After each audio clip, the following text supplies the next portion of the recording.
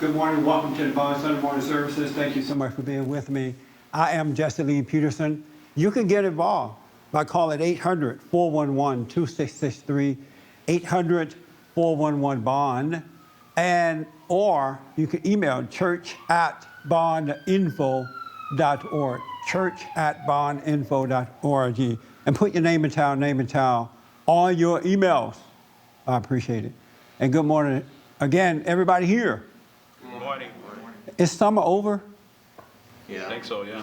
Like, it's like officially over as far as the calendar is concerned? I think so. Yeah? Oh, okay. Wow. I wonder the nights seem weird in the morning time now. You know how in the morning the days it's still daylight at 6 o'clock or 5? Not anymore. Let me give you some news items first. This is for the folks in California. This is from the Los Angeles Times. Governor Jerry Brown signed a new law that would allow hundreds of thousands of young illegal aliens to obtain driver's licenses, and he vetoed another that would have restricted sheriff from helping federal authorities detain undocumented Californians for potential deportation. The governor also revived a tax break for Hollywood. Not for us, but for Hollywood folks. Not for the regular folks. And he allowed juvenile killers serving life in prison a chance for release. So if they are serving life, the juveniles are serving life in prison, they can now possibly get out in California. So, you should have a happy neighborhood as a result of this. He also, outlawed treatment intended to turn gay children straight. And this law take effect January 1 of next year. So a lot of new laws for California. Isn't that amazing? This is what's happening in our country. This should really be good for the family. This should be good for those who don't. In California, they have tough laws on the Second Amendment. A lot of folks can't carry guns or have them in your home to protect yourself. So maybe you have to use a knife. Yes, sir. So you said that's for children, that they can't try to talk children out of their homosexuality? Right. Gay I thought children. that was just for adults. It says here gay children. Yeah, children. It is for children. Wow. Okay. So you can't counsel them and encourage them to get over the lifestyle. All right. It's against the law starting January. All right. Isn't that amazing? Yeah. So you can't even help a tormented soul in California. But this is what's happening. And I see a lot of people shaking their head. I was amazed too. And there's no real outcry about it at all. Not a real outcry. But that's what's happening. Just FYI. This all affect the family and our state and the country at large. Because what happens in California also spreads to other states. So get ready for it. I want to talk to you about, we've been talking a lot about the imagination and how the imagination is all ego. It's the nature of Satan. And yet a lot of people are encouraging us to be a part, imagine this, get into your imagination, be creative and all that kind of stuff.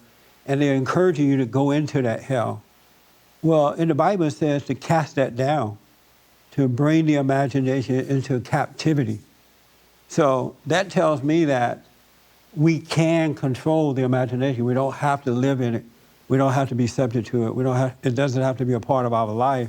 If God said that we should bring it into captivity. And Kelly, you want to come and read this for me?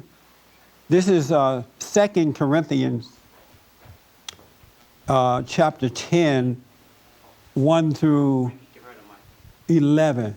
1 through 11. I just want you to hear this for yourself, all right? And hopefully it'll encourage you to get past that 10 right here to here, to the end of this paragraph. Paul's reply to accusations of weakness. I urge you by the gentleness and forbearance of Christ, this is Paul now speaking personally, I, the one who is so humble when he is facing you, but full of boldness at a distance. Yes, my appeal to you is that I should not have to be bold when I am actually with you, or show the same self-assurance as I reckon to use when I am challenging those who reckon that we are guided by human motives. For although we are human, it is not by human methods that we do battle. The weapons with which we do battle are not those of human nature, but they have the power in God's cause to demolish fortresses. It is ideas that we demolish, every presumptuous notion that is set up against the knowledge of God, and we bring every thought into captivity and obedience to Christ. Once you have given your complete obedience, we are prepared to punish any disobedience. Look at the evidence of your eyes. Anybody who is convinced that he belongs to Christ should go on to reflect that we belong to Christ no less than he does. Maybe I have taken rather too much pride in our authority, but the Lord gave us that for building you up, not for knocking you down, and I am not going to be shamed into letting you think that I can put fear into you only by letter. Someone said, his letters are weighty enough and full of strength, but when you see him in person, he makes no impression and his powers of speaking are negligible. I should like that sort of person to take note that our deeds when we are present will show the same qualities as our letters when we are at a distance. Thank you, Kevin. So he says that we should bring every thought into captivity and obedience to God. And one thing I do realize is that once you're outside of your imagination, you are one with God, and then you're able to do the right things. Do the things that he will have you to do. You're not subject to the world. I also notice that there is no fear when you have control of your imagination, when it's not controlling you. But when it is in control of your life, you have fear, you have doubt, you have worry, you don't have peace. Someone mentioned before we started that I was on BET this past week, and it was funny. I mean, not funny, but it was interesting in that when I was sitting there on the stage, I realized that, like most of the people in the audience and most of the people there were going to be against me. And so right away, I could see all these thoughts telling me what's going to happen. If you say this, if you admit to this, they're going to shame you, or they're going to do this and do that. And I'm thinking, wow, this is interesting how in everything that I do, I'm tempted with the thoughts about the situation, even before it happens, right? And if you listen to that stuff, it'll set you up to fail in situations like that. I now see why some people say things, and when they're under pressure to repeat it, they change their mind about it. They'll say, well, I really didn't mean it that way, or I meant it this way, because the thought prevents you. It takes away your willingness to deal with pressure, to deal with challenges that are going to come because it put fear in you. But if you can watch that and have control of that, it won't do it. You have the power and the authority, as Paul is talking here, to do what you need to do, and you bring Satan to his knees, at least his children, to his knees. And so there are a lot of folks, I'm hearing it more and more and more, there are a lot of folks who are suffering not because the situations are bad, but because of what they believe about the situations in their lives. They believe a lie about the situation. It just brings hardship and pain to them because they have been told that their imagination is right. Get into your imagination, believe it. You can't believe, or you shouldn't believe anything that your thoughts tell you about anything. I'm brushing my teeth this morning, standing in the mirror, and I realized everything I do this morning, I'm going to be aware of myself doing it. I'm not going to drift off, right? And the moment I put my toothbrush into my mouth, I drifted off. Wasn't even aware of myself brushing, conscious of brushing teeth. Just like automatically doing it, but not conscious of things that are around me as I'm doing it. And I'm thinking about how much that I can go unconscious. It's amazing how often that is. It's like you just naturally go unconscious without even realizing that you're unconscious. And you can tell yourself, I'm going to be aware of this. I'm going to be aware of myself. Anybody ever done that? I'm going to be aware of myself, of what I'm doing. I'm going to be aware. I tell myself sometimes, and it's a lie because, I tell myself that when I do my radio show, I'm going to be aware of what I'm saying. And the moment I open my mouth, I forget about awareness. I'll come back, but I forget right in that present. And so it's letting me know, though, that there are two ways of living. You can either live in this unconscious state, ego mind, with darkness, which is of Satan, or you can live alert in the light, which is of God. And I think it's amazing that there are two ways like that. If you start to pay attention to yourself, you discover that there are two ways. The unfortunate thing is that for so many years of our life, we've been lied to about these things. These things have not been taught to us. The preachers have brought them up. They'll read the Bible, bring every thought into captivity and obedience to Christ. They'll just read that scripture, but they don't present it to you in a way where you can get some understanding about it. We don't have to be living the way that we're living. But we got to overcome this ego. We got to forgive. We got to overcome anger so we're not controlled by that. I'm amazed at the fact that we can live another way. I really am. And when you live that way, everything just kind of unfolds and works out. It works out for you. You don't have to worry about anything. And that's God loving us. He's made a way for us. I saw a couple of hands. Yes, sir. The mic is not on. It passed. It passed? Oh, okay. Did I see another hand? Do you guys see ladies see what I'm talking about? You see that happening? We got to bring these thoughts into captivity. And the way to do it is to first, you got to realize that you're in there by overcoming your anger. Because if you don't overcome the anger, you can't help but live in darkness. This other way, it'll give you it'll allow glimpse to come so you can see if you're a seeker, but you're not going to be able to really start to separate from the darkness until you can overcome your anger, until you can forgive.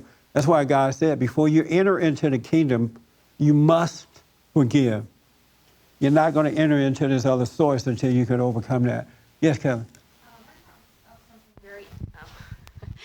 Martin brought up something very interesting about the thoughts in the little pre-Bible class. And that was that he mentioned they don't always come in the form of words. It's not always like a big, long sentence. Right. Is that the case? Is that...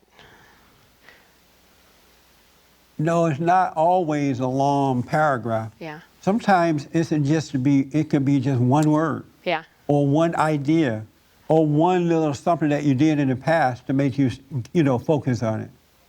But when you're unconscious, and we're often unconscious, you don't see that one suggestion that's been given to you, right? And now you're feeling all worried or painful, and you don't quite know why. You feel a little sad or you feel a little glad. You don't quite know why. Why? Because you didn't see that ego suggestion coming to you. It can just sneak up on you. I've noticed that actually. It hits like a lightning bolt, and it's just a second, and it conveys this whole idea. But It does. yeah, It it's does. weird how that is. And when that happens, the best thing to do is not to react to it, but just simply become aware of it. And know that it's not you, and know that it's the ego at work. And the reason you're feeling this way is because something has been suggested to you, and maybe you didn't see it come up, but there was a suggestion made. Then you may have to go through a whole day or a week with the pain of it, but if you just be aware of it, eventually it'll work out. And after that, you get a quiet, nice joy, a peace that come with that, once that is over with. But yeah, it's amazing. If you really want to know what the ego mind can do, which is of Satan, be aware of yourself. Just be aware of what's going on with you. It looks like he get worse because it's dying, the awareness of it. You don't want to control it. You don't want to deny it. You just want to be aware of it. You just want the light of God to shine on it, because if you put any effort into this at all, it's all spiritual. Paul said it's not like human things that we're dealing with. We're really dealing with spiritual things, and we are not in control of it. And the more effort you put into it, the worse it's going to get. Let me take here first, and then I'll come to you, Pat. But she had mentioned that Martin said that without thoughts come to you without words. What came to mind is the fantasies, the delusions of grandeur. That sometimes constantly the ego, you constantly want to see yourself in a visionary form as being great, as being a leader, as being something that brings attention to you. Yeah. And it comes in pictures, and.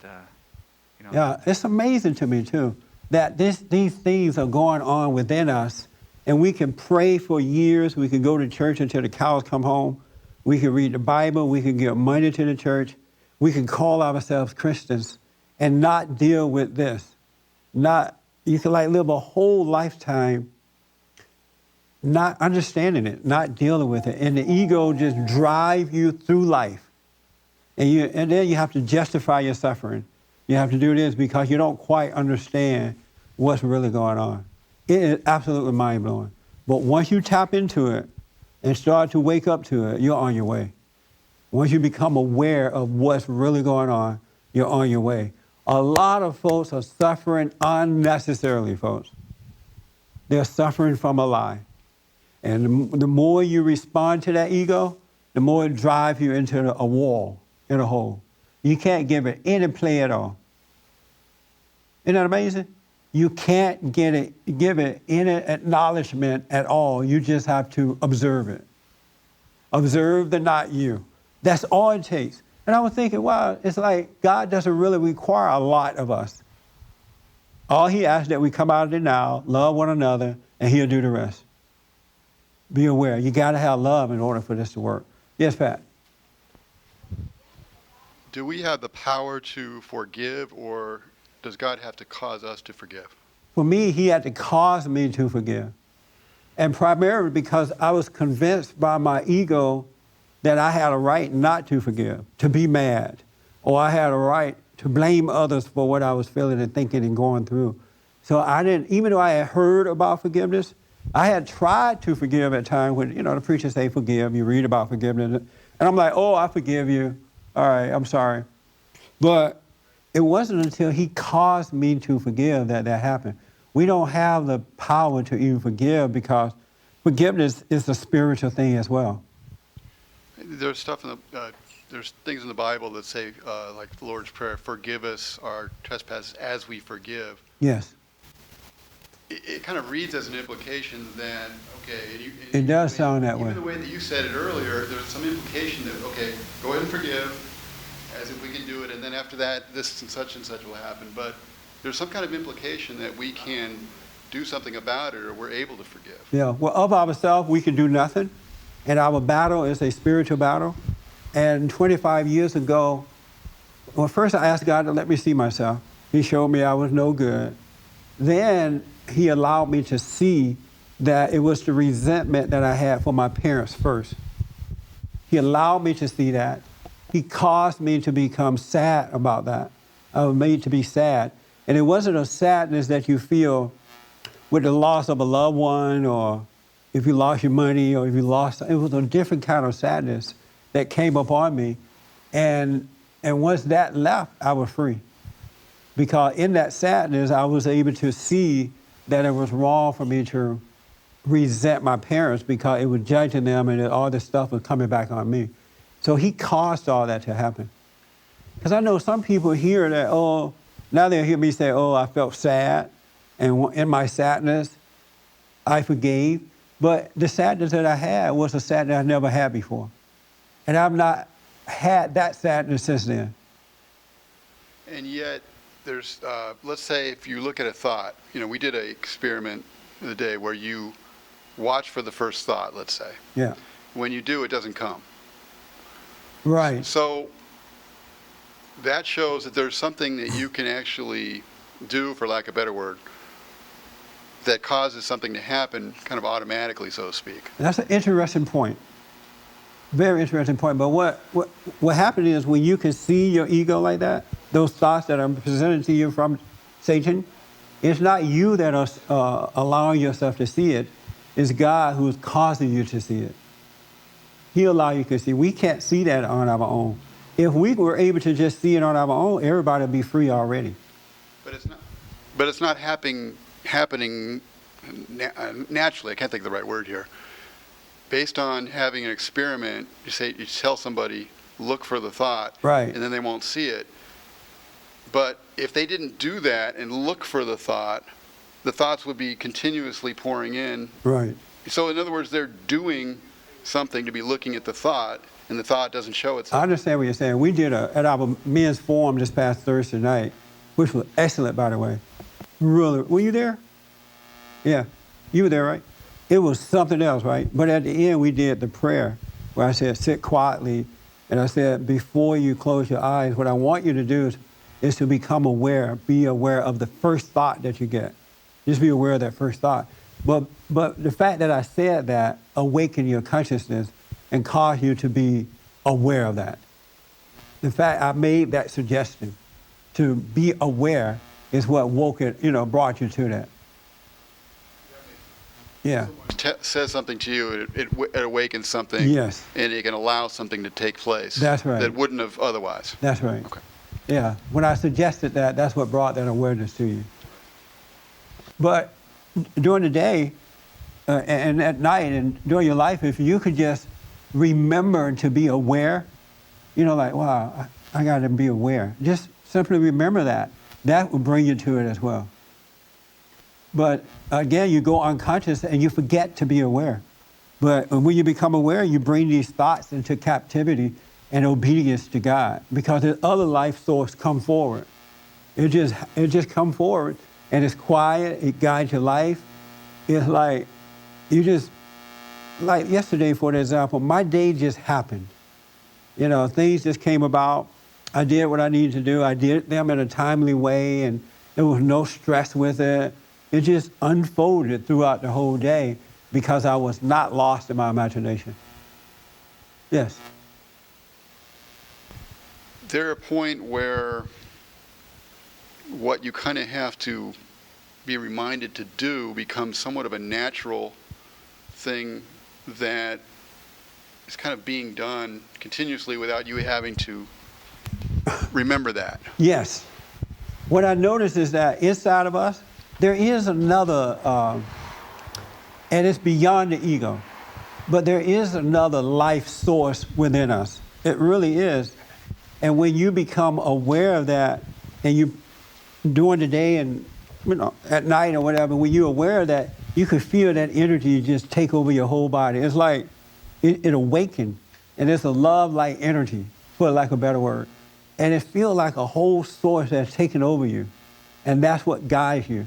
It's amazing that the more you become aware, the more you practice that every day, the more you become connected with this other way and less connected to your ego.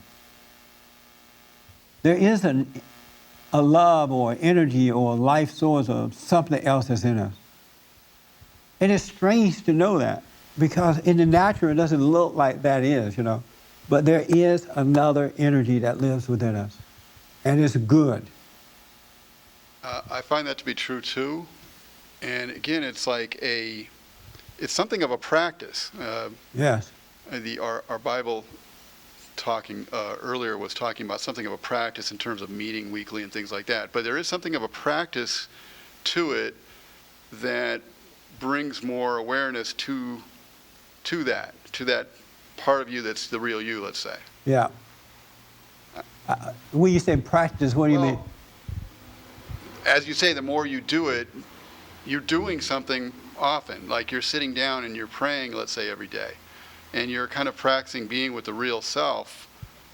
There's a certain commitment to it that you're working. I don't know I'm using words here, but you're kind of working with God. In other words, you're showing a certain amount of faith or whatever it is, that you're willing to kind of do that every day. And as you do that, He's making your real self more apparent to you. Yeah. I like it too, because even you get up in the morning, you have your quiet time, and God said, get up early in the morning and know Him, be still and know Him. But during the day, you could just, let's say you go unconscious or you lose that sense of awareness, You could just sit in your office or in your chair there with your eyes open at your desk and just come back to the awareness. Look around you, come back into reality instead of all lost in your head. And you could feel that other life source come up in you as well. You know, so yeah, I guess for the lack of a better word, it is something you got to do, but you're really not making it happen. It's just the awareness of doing something is making it happen. We are not in control.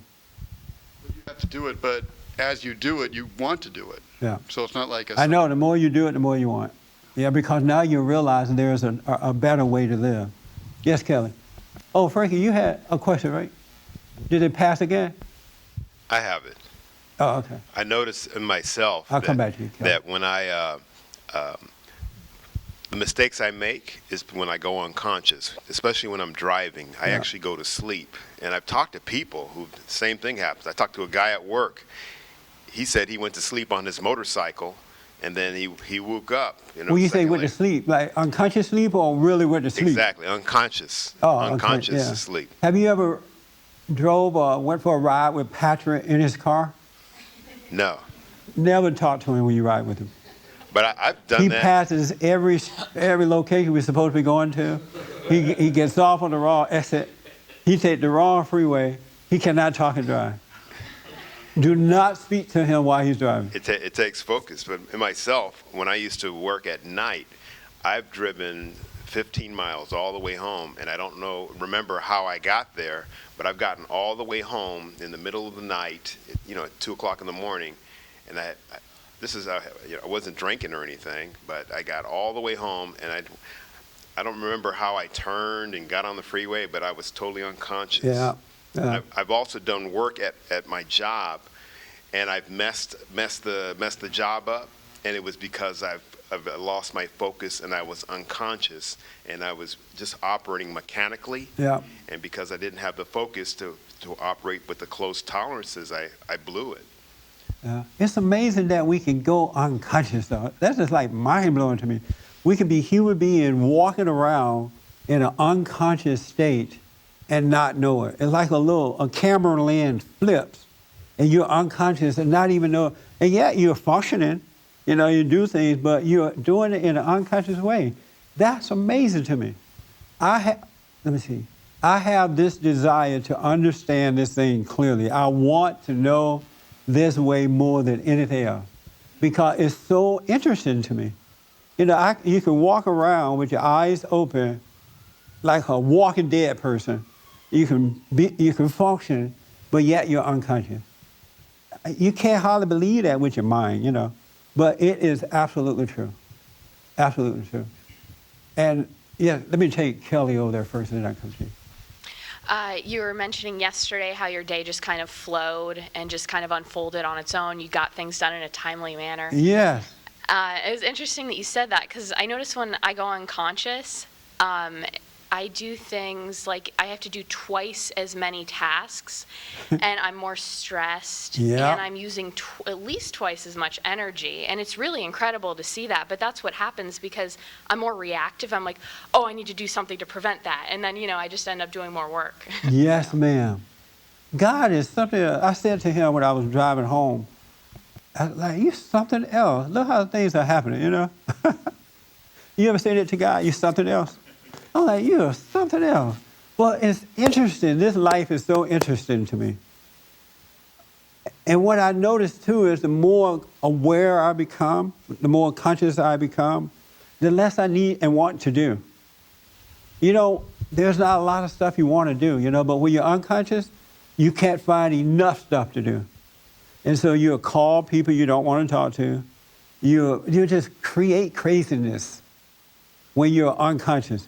But when you're at peace, when you're conscious, it's just, you get some things done and you're satisfied with yourself that these things are done. I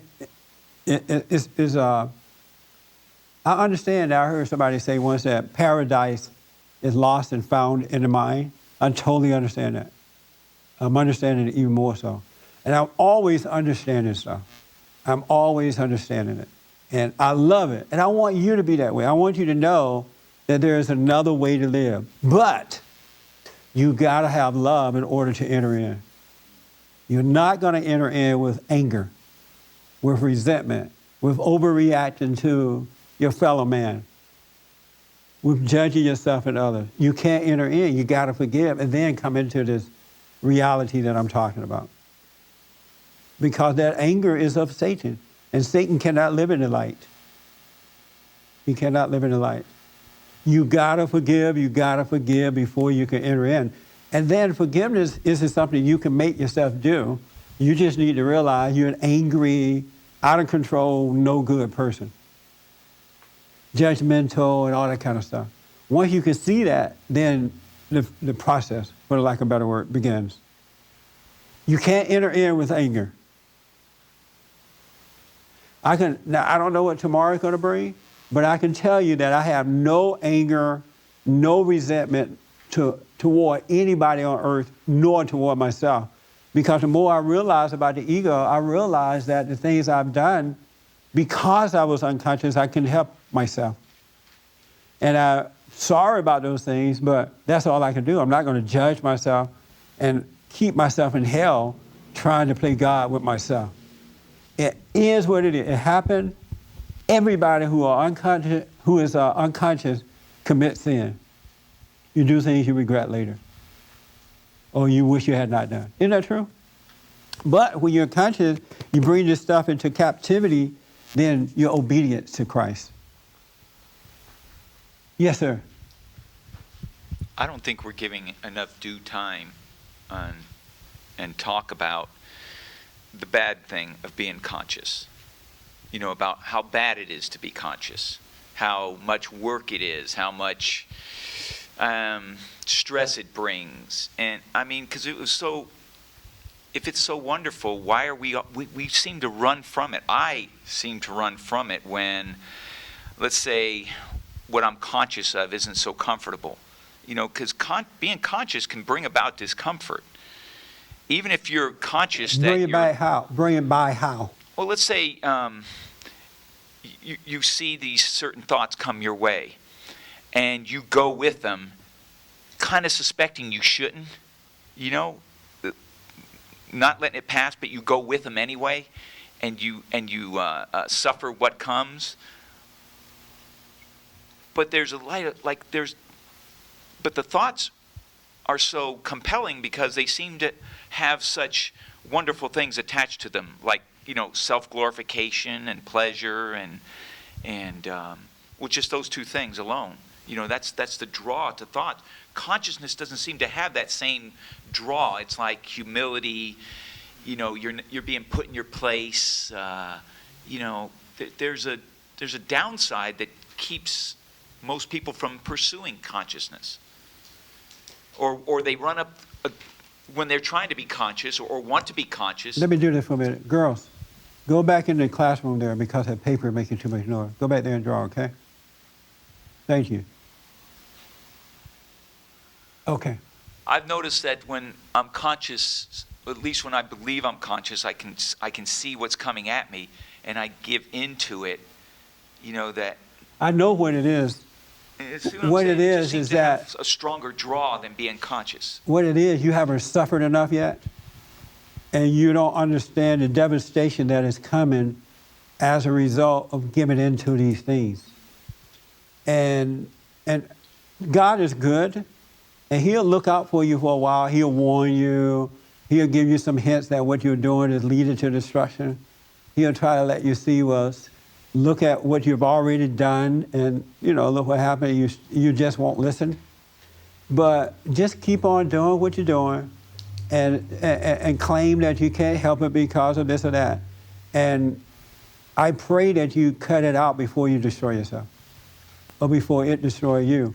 Some people are so stubborn in their ego, they need destruction before they really start to wake up and take this thing and get over it.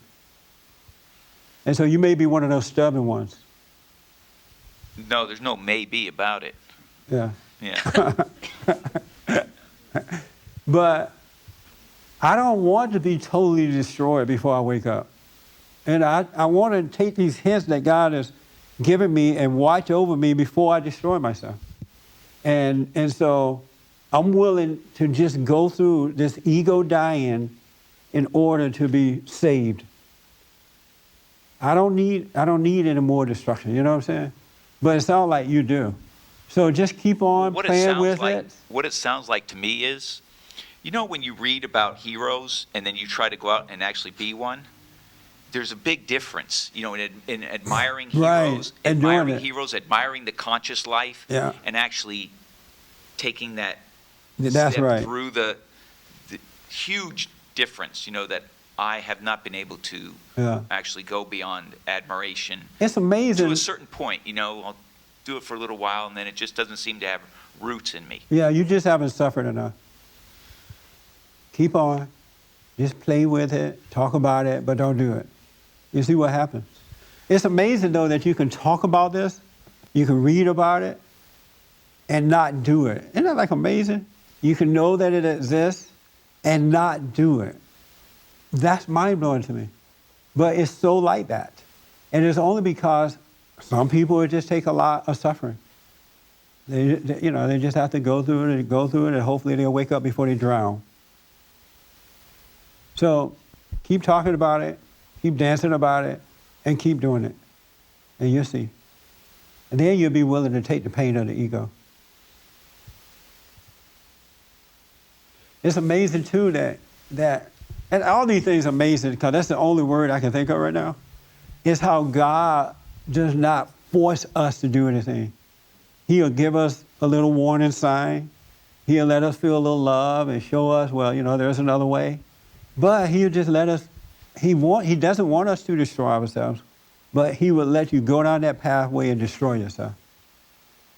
Because he's not going to make you change. He has made the way. He's given us the way. He lives inside of us. He loves us. He warned us. He's like a good parent. He warned us, but he doesn't force us. Isn't there something? But we as earthly parents, we try to force our kids to change. We try to force other people to do what we want them to do. And if they don't, we're going to talk about them behind their backs. We're going to treat them awful. And nothing but ego, nothing but will. Did you want to do a follow-up on that? And then I'll take over here. I did, because, you know, I, for one, would kind of appreciate being forced to do that. But, you know, because I don't have the confidence, after all these many years, that I will ever. So I wouldn't be all upset if I was forced to be good, you know, But- and my salvation came to me against my will, kind of thing. But what you're saying, it sounds like it, you know, because you read about predestination and the sons who before the foundation, and then Paul says, well, if you weren't one of those, you know, well, too bad for you. You know, who are you to say I was made this way and not the better way? Well, God That is kind of not thing. going to force you to love him. Yeah, that's. And so that's, if he forced you to do this, Then it it's would. really not. If he forced you to come unto him, it wouldn't be real love. You would be doing something against your will, and he's not going to do that. You got to come freely. And you can't even come kicking and screaming and acting crazy. You got to come willingly. You got to let go and come because you want to love him and love your fellow man. So it's not going to happen that way, buddy. You ever tried to make someone love you? You know, as I've been going through my life, I've been hoping to see some kind of thing, you know, some last thing that I'm not seeing that causes me to want to stay that way. You know, and whether it's how the thoughts actually work or unforgiveness. I had this unforgiveness episode just a few days ago. Yeah. You know, where That's I could why see you I want. wasn't That's why you willing haven't to- entered in yet, because Yeah. you still have unforgiveness in your heart. I could see it at work, and it wasn't really wanting me to, you know, come out of that. Yeah. And Yeah. where I wasn't really wanting to come out of that. Yeah. Yeah. You got to let the anger go.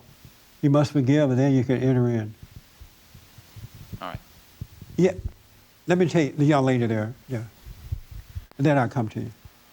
It seems that becoming aware that your unconscious is conscious, for lack of a better word, is maybe the first step. And then what I've seen in my own life is then it's patience. because Speak up a little bit for me. and then after that, patience, because what I've learned in my own life, or what I've observed in my own life, is that I don't think I've ever wanted to meditate, to, get in the present, because it goes against my own will, my ego. Yeah. To me, that's what you have to discipline yourself to do. Because I don't think you're ever going to willfully or get to a point where you want to do it, because your thoughts are always going to come in and you'll get busy and you'll want to do something else. But if you discipline yourself to just sit still and be patient and meditate, you'll see the benefits working in your life. And you can't force it. You just have to be patient and it'll come. But it is possible, though, to get to a point to want it, too. See, I really want this. I want God's will. And I'm not wanting it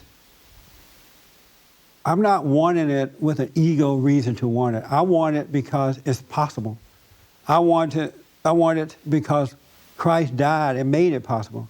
I want it because I want to be his son and he to be my father. I want him to be my father. I want it because he made it possible.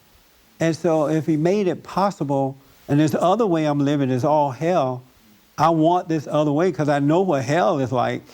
And I would just, I want to live and experience the love of God in every area of every minute of my life. And because I believe that that's possible. I just believe it, so I do. And then wanting is not like, I can't describe the wanting. It's just that I know it's possible and I want it. To me, it's a slippery slope, because you also don't want it because you don't want to be bad. You want it to be good, and you Right. want to feel guilty. So I think when you're first starting off, I think you just got to be patient and just let it take its toll. And for some people, it may take Be patient. work. Yeah, just patience. Yeah. Stick with the prayer, be patient. But you got to stay with the prayer. Correct. And then I had another question for you. What's the difference between motivating and manipulating? Motivating and manipulating. Motivating and manipulating. They may be the same. Motivate, because if you motivate someone, you got to make them, you somewhat got to lie to them. And you can do it. Yeah. It's in you. You're wonderful. You got to lie to them, and so it's. Now I'm not like intellectually smart like that, but it sounds like both are the same. And then manipulating someone, you got to lie to them too. The reason I think that came to my mind is, sometimes we do good things because we feel guilty. If we don't do good things, we're going to be bad people. And it seems that when we motivate someone, we might do it with an intent to be good, but really it's out of guilt. But Yeah. they're both bad. It's all ego. So, Kelly, am I right about that? Motivation and what's the other one? Manipulation are both the same? You have your little degree.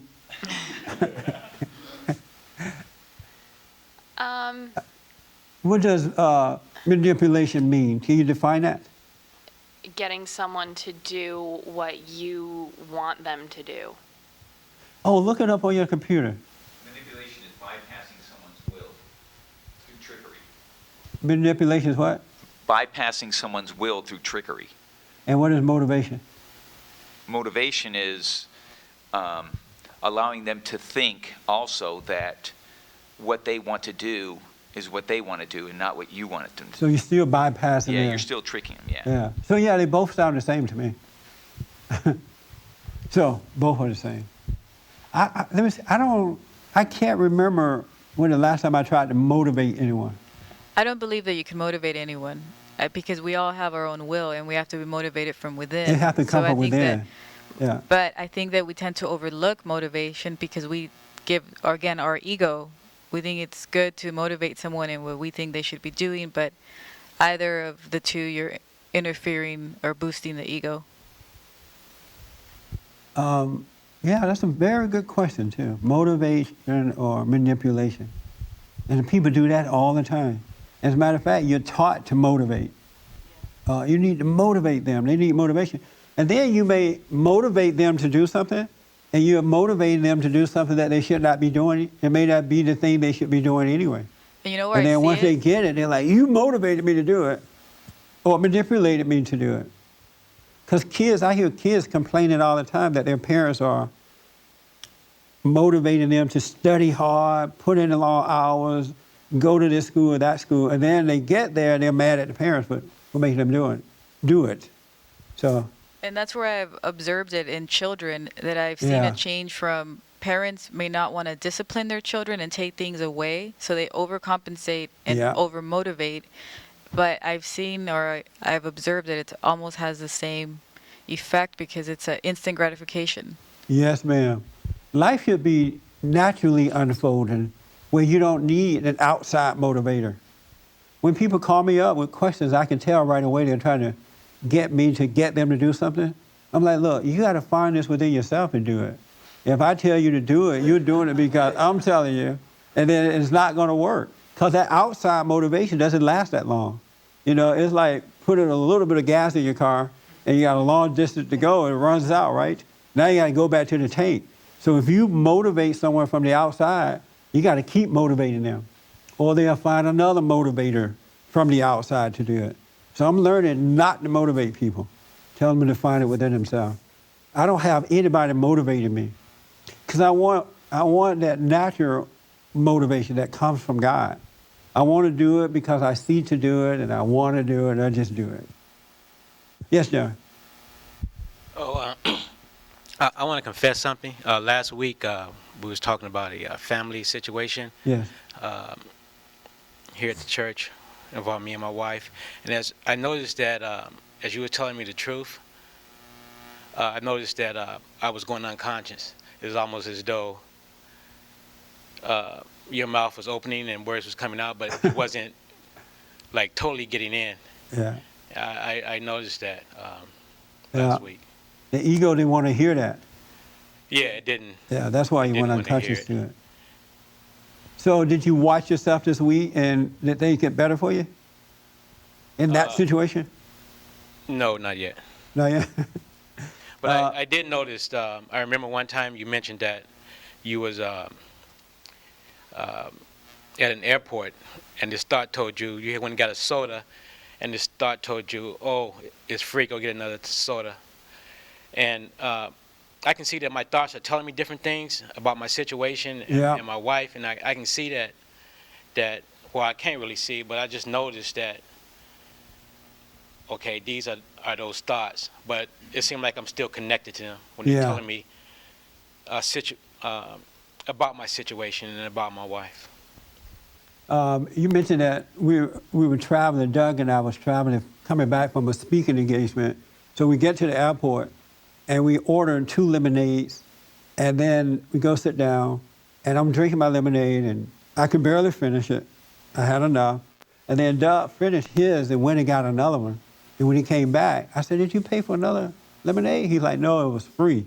You get a second free refill. And all of a sudden, my thoughts started telling me I wanted another lemonade. I'm like, wow, I can get another one. Because it was kind of expensive to buy it in the airport. And it made me think that if I got a second one, then I'll be getting my money worth, even though I did not want it, right? And I'm like, wow, look here. Look what it's doing to me. And when I realized it, I did not go and get it. I was done with the lemonade. But it was interesting to see this. And that's what's going to happen when you wake up. You're going to see what's been driving you. And it has not been you. And it's driving you right straight to hell. And then when you start, another thing that's going to happen too, when you wake up and start, as Patrick was talking about earlier, practice living that way, the ego is going to go wild. There are going to be days where you're going to have to live with ego pain. You just have, it's like you're going to have to live with it until it's over. It's going to give you a headache. It's going to hurt your stomach. It's going to try to make you not want to function. There's a guy right now who told me he can't even go to work because of that ego pain that he has. And I said, you got to go to work, because the more you give into it, the worse it's going to get. Some years ago, I was under pressure at one of my jobs, and I could barely function. I could barely breathe. I had grief pain in my stomach.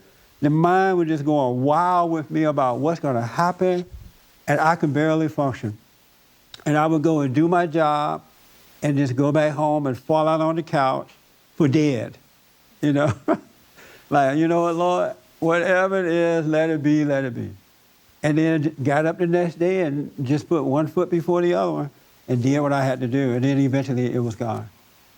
You're going to have to live with it. Don't let it shut you down, because it's trying to shut you down. It's trying to cause you to give into it.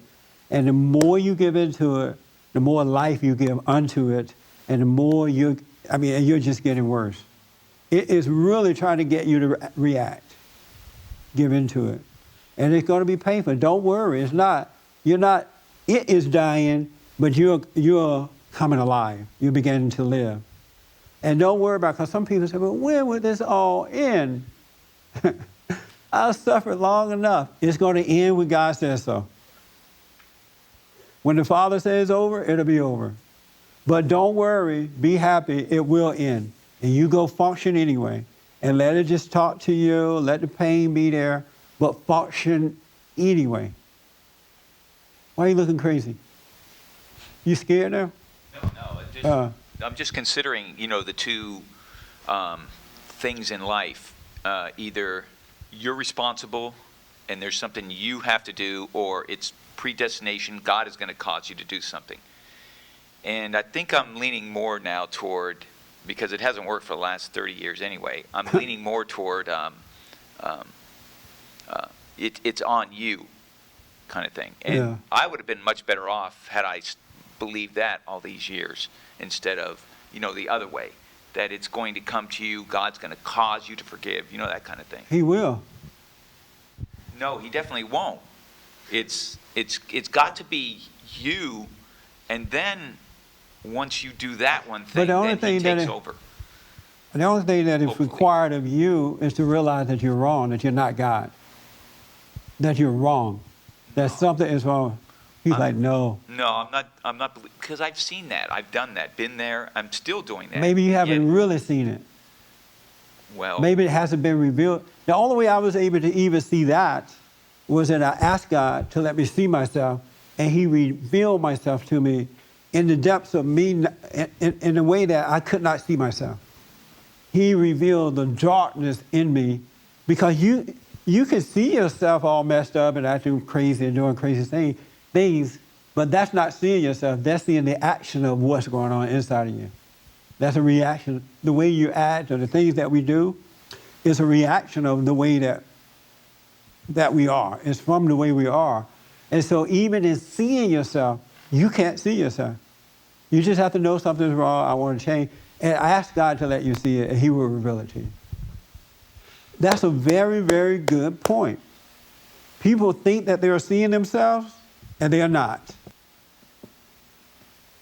You're seeing a reaction to what you are. Uh-huh. What do you think about that? Yes, ma'am.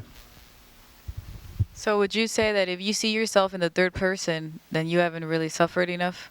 Well, not seeing myself as a third person, but seeing the darkness that was inside of me that I was not able to see before. I could see that I'm doing things wrong. I was able to see that I was angry at times, but that's really not seeing. That's seeing the results of what you are, the wicked heart that you have. It appears that, well, for me, God had to cause me to see the darkness that was in me, because I couldn't see that with my own eyes and I couldn't feel it, but he allowed me to see it. Very good point. So you don't really see yourself. You see the reaction of what you're doing. You see sometimes Satan makes suggestions to you and you give in, but you still haven't seen yourself yet. The darkness, I mean, I've the seen, wicked heart. but I think I've seen enough to know to know that I have this resistance to forgiveness. You have a resistance to it. Yeah, I do. I actually what have what I remember, because of an time, allegiance to it. what I would recommend to you is that you get rid of all those words and thinking about it in that way and simply ask him to let you see yourself. I wouldn't be thinking about predestination and all that. I never think about that kind of stuff. And maybe because I'm not educated, but I don't be thinking about all this stuff you're thinking about. I just want to see and live. You know, I don't want to be balancing things out and putting these words, attaching these words to them, because God's way is not my way, and the words that you put to it, to what's going on, are not His words. It could be nothing what you think that it is.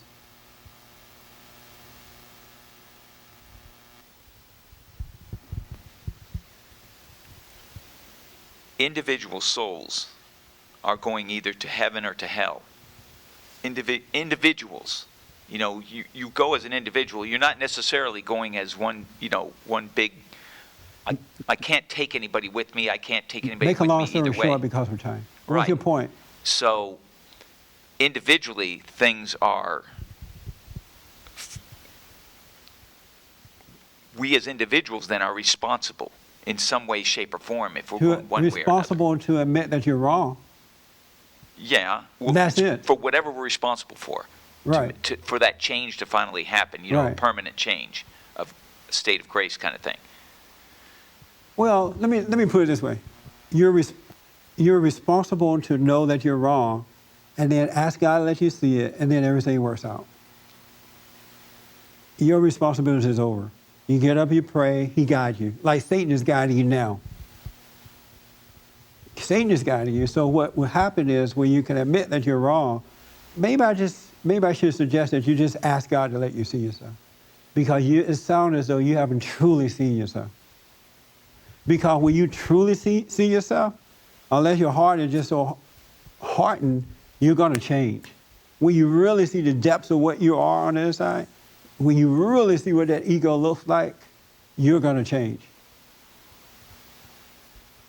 I think I can agree with that. You're going to change. When you see the hell that you're in, you're going to change. Yeah. And you can't see that of yourself. Because I can see the outward manifestations. I agree with that. I can see that, Yeah. like anybody can. Yeah, But right. I don't think I've seen it enough to actually change. I didn't know that it was possible to be that dark on the inside. And I didn't know that. I've read in the Bible that every man and woman's heart is wicked. But I didn't know that. Because we walk around dressed up, we take a shower, we cut our hair, we look like we're okay. But I didn't know the depths of darkness that can dwell in us until it was revealed to me. Anybody ever seen that in themselves? He has revealed that darkness to you? He revealed it to you? Yeah. Oh, I'm sorry. Hold on for the mic. Oh, yeah. I believe I've been revealed, or a few things have been revealed to me, but I'm still stuck in the sense of, I can see it, but I can't overcome my own stubbornness, being attached to it or it attached to me.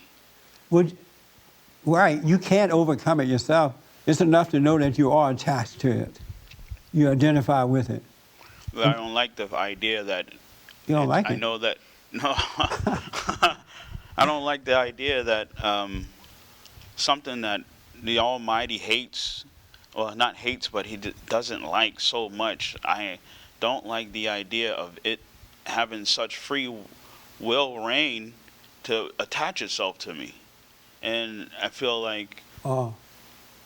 You know what? You're going to suffer then as long as you have that attitude about it. Because even though you say to yourself, I am not God, but yet you're playing God. All these things that you're judging like that. I don't like this and I don't like that. You're judging the situation rather than observing the situation.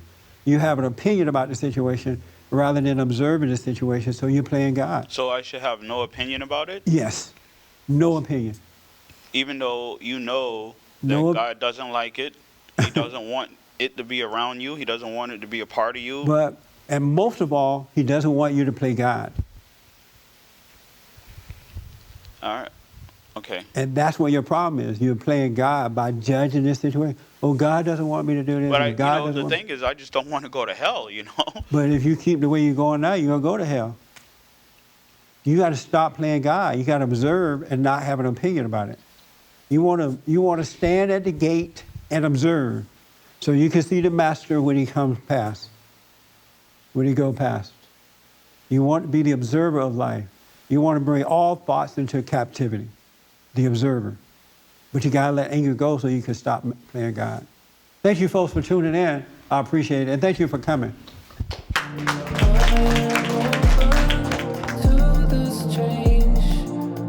For more information, to purchase a copy of this program, or to make a donation, visit us on the web at bondinfo.org or call 1-800-411-2663. That's 1-800-411-BOND. You're already home. What you run away from?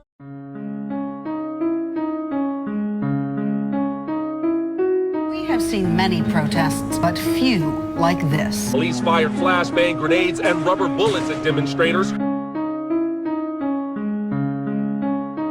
When we walked through these doors last year, our first and most urgent task was to rescue our economy. These steps have saved or created about 2 million jobs so far, but more than 7 million have been lost as a consequence of this recession.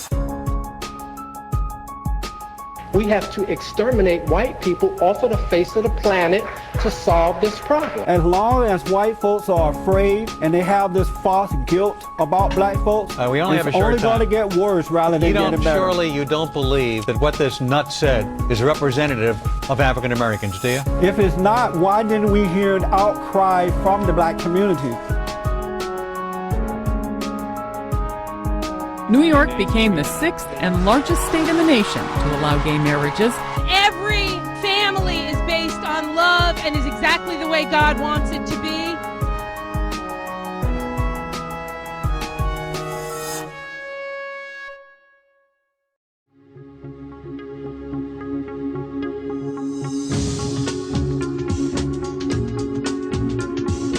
He is the founder, the president of the group BOND, the Brotherhood Organization for a New Destiny, which I am a proud board member, the Reverend Jesse Lee Peterson.